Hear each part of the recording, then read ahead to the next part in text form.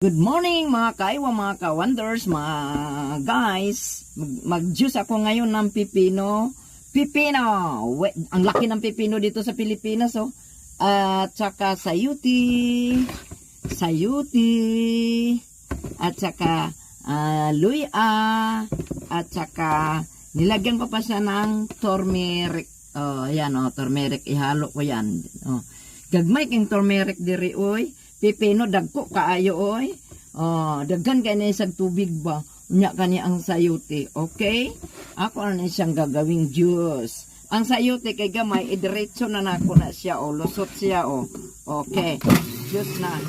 Oh, kasama na yung buto ha. Yan.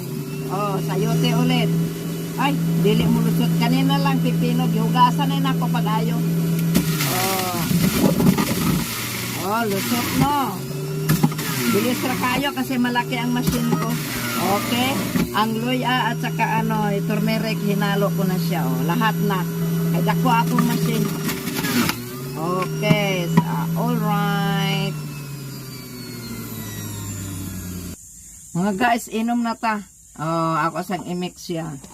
Wow. Ang dagko kay pipino din sa Pilipinas. Inom ta guys.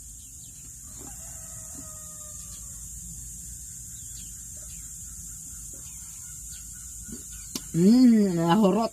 Obos yun guys, yeah. I love you all 3 times a day. Nakaisang baso na ako. Maya-maya naman ulit. Sarap. Yummy talaga. Ang ganda ng juice, fresh juice. Drink kayo nito kasi kung may mga problema tayo sa mga katawan natin is organic, fresh juice, okay? Pipino, sayuti, luya, og turmeric. Hinalo ko siya. Hindi siya matamis, tamang-tama lang. Kasi ang sayote, matamis siya, pero kunti.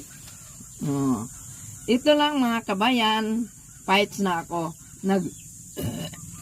Malungkot ako kasi hindi ako nakainom ng fresh juice. Sa Kuwait, palagi ako nagiinom doon. Dito, malayo-layo kasi hinahanap pa yung pipino. God bless us all. I love you all 3 times a day. I miss you. Abangan nyo ang akong nam-nam. God bless. I love you all.